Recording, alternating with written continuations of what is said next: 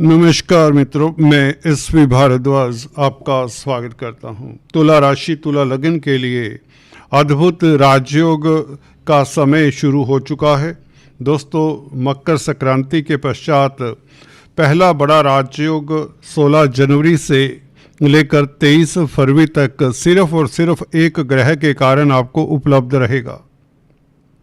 दोस्तों, तकरीबन 40 दिनों का ये समय आपके लिए कितना महत्वपूर्ण रहेगा, इसकी चर्चा करते हैं और कितना आपको लाभ होगा इस ग्रह गोचर से, इसके ऊपर खास विश्लेषण करेंगे।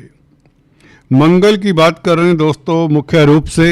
हालांकि शनि आपके लिए राजयोग कारक हैं, गुरु भी वक्री होने के पश्चात क्योंकि स्ट्रोंग हो जाते हैं, तो यह भी आपको अच्छा फल देने की स्थिति में हैं। मंगल दोस्तों, जैसा कि देख रहे हैं, मंगल कल मकर राशि में आपके कर्म भाव में आ जाएंगे। मंगल की दृष्टियां काफ़ी महत्वपूर्ण होती हैं। शनि, गुरु, राहु, केतु की तरह मंगल की भी तीन दृष्टियां होती हैं। इन 3 दृष्टियों का प्रभाव निश्चित तौर से काफ़ी दूरगामी हो सकता है, इसके ऊपर भी टिप्पणी करेंगे। मंगल का केतु के साथ संबंध काफ़ी महत्वपूर्ण रहेगा इस अवधि में 23 तारीख तक, जब तक मंगल मकर राशि में है। दोस्तों, शनि की राशि में मंगल कैसा फल देने वाले हैं? शनि दोस्तों मंगल के डिस्पोजिटर 6th हाउस में उच्च स्थान में बहुत भले हैं, बहुत बड़ा राजयोग बना रहे हैं, इसकी भी चर्चा करेंगे।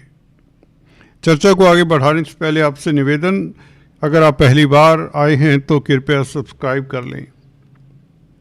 मंगल दोस्तों भूमिपुत्र 4th भाव में, जो कि आपके भौतिक सुखों का भाव है, ज़मीन जायदाद प्रॉपर्टी दुकान मकान का भाव है, पेरेंटल प्रॉपर्टी का भाव है और कहीं ना कहीं यहाँ से पब्लिक डीलिंग का विचार भी किया जाता है। आपका डोमेस्टिक लाइफ कैसा है वह भी विचार किया जाता है।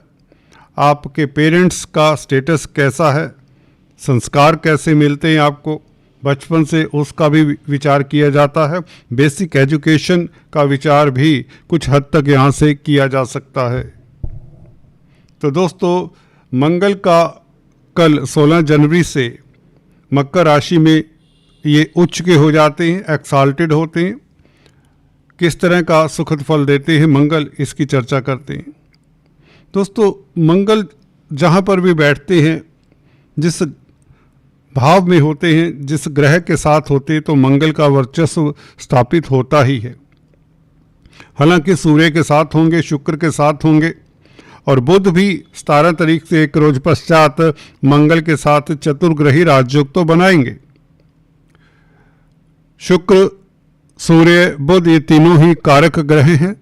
हालांकि सूर्य 11वें भाव के मालिक है, 11वां भाव बाधिका भाव भी होता है। दोस्तों, शुक्र और बुध ये दोनों बहुत उत्तम स्थिति में हैं आपकी कुंडली में।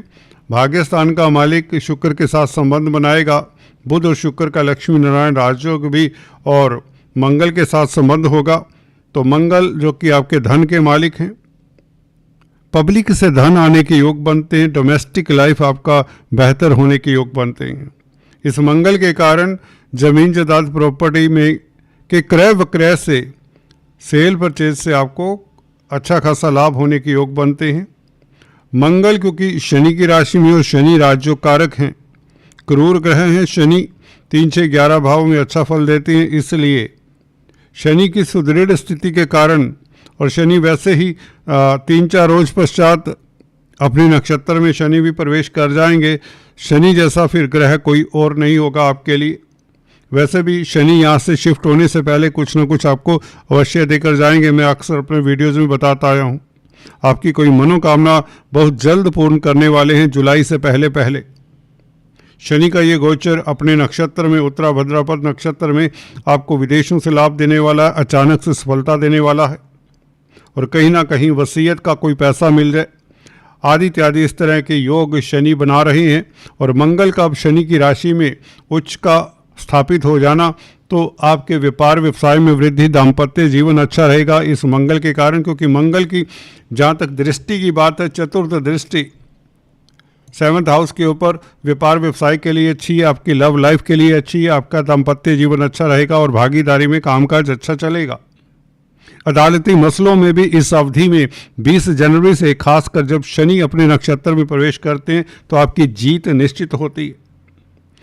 पर हम जो बात करने वाले हैं, हटकर जो बात है, जो खास बात है, वह है मंगल का केतु के साथ संबंध और मंगल का सूर्य के नक्षत्र में होकर सूर्य के साथ संबंध बनाकर केतु को देखना कितना लाभदायक होगा, कितना चैलेंजिंग होगा, इसके ऊपर टिप्पणी करते हैं।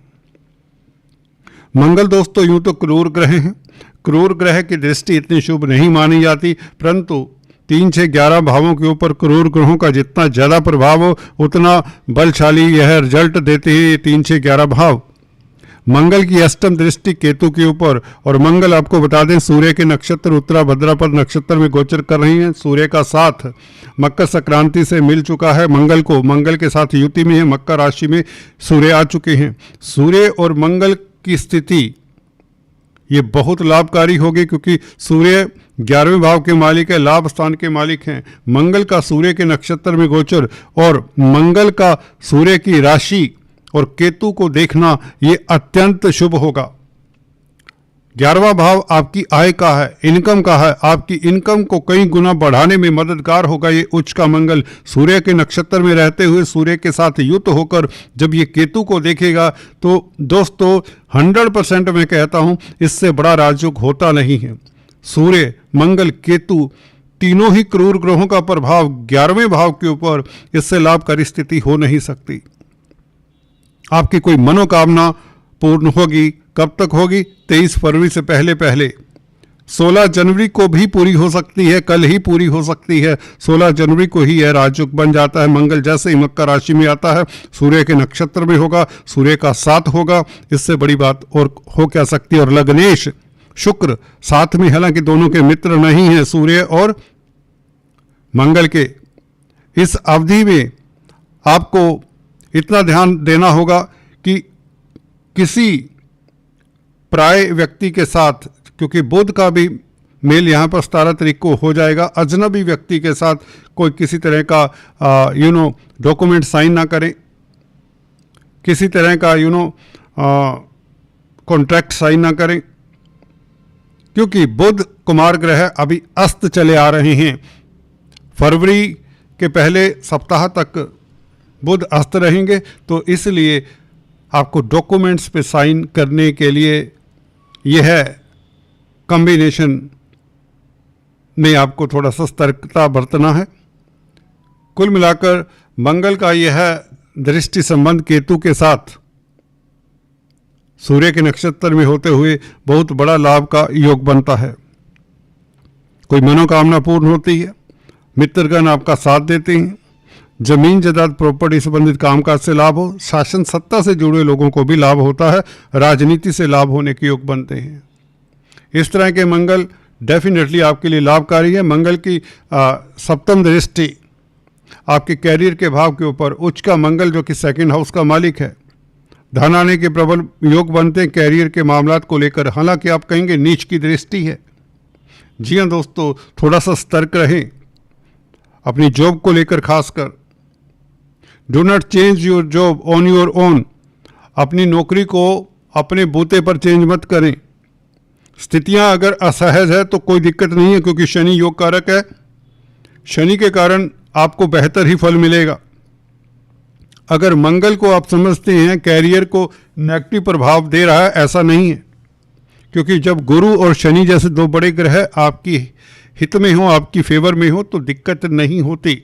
जो भी परिवर्तन आना है, जो भी चैलेंजेस आने हैं, वह आपके हित के लिए होंगे। कैरियर में डेफिनेटली ग्रोथ का चांसेस ये मंगल भी देगा। इसका मतलब ये है परिवर्तन के चांसेस भी यही मंगल के कारण बन रहे हैं। तो डेफिनेटली आपके लिए लाभ की स्थितियां हैं। हाँ, मंगल का 7th लॉर्ड होकर 4th हाउस में बैठना, मदर के स्वास्थ्य का ख्याल रखें, क्योंकि 7th हाउस कहीं ना कहीं मार का स्थान होता है, मार्केश का, क्योंकि प्रबल मार्केश है मंगल, द्वितीय भाव के मालिक भी हैं। 4th हाउस में बैठना, 4th हाउस के जो इंडिकेशंस है वह सफ़र करते हैं, तो तो मदर की हेल्थ का ख्याल रखें, बस इससे ज़्यादा कुछ नहीं। अदरवाइज मंगल क्योंकि रोचक नामक राजयोग बनाते हैं, आपकी प्रतिष्ठा कायम रहेगी। जमीन जायदाद प्रॉपर्टी से फिर से बता रहा हूँ, आपको लाभ हो, आपका दुकान मकान बनने के योग बनते हैं। परिवार में स्थितियाँ उत्तम रहती, भौतिक सुख प्राप्त होते हैं, वाहन सुख मिले, बड़ी गाड़ी बड़े बंगले का सुख मिलने के योग बनते हैं। कुल मिलाकर ये मंगल की दृष्टि खासकर केतु के ऊपर ज़्यादा लाभदायक हैं। अगर आपकी केतु की महादशा अंतरदशा है तो आपके लिए अति उत्तम समय है, खासकर इस मंगल के पीरियड में। हालांकि आप कहेंगे दोनों क्रूर ग्रह, फिर से रिपीट कर दूं, इसका आपको सुखद फल ही मिलेगा। दोस्तों आज इतना ही, चर्चा में फिर से मिलेंगे, तब तक के लिए stay tuned. Thanks for watching this video. God bless you all.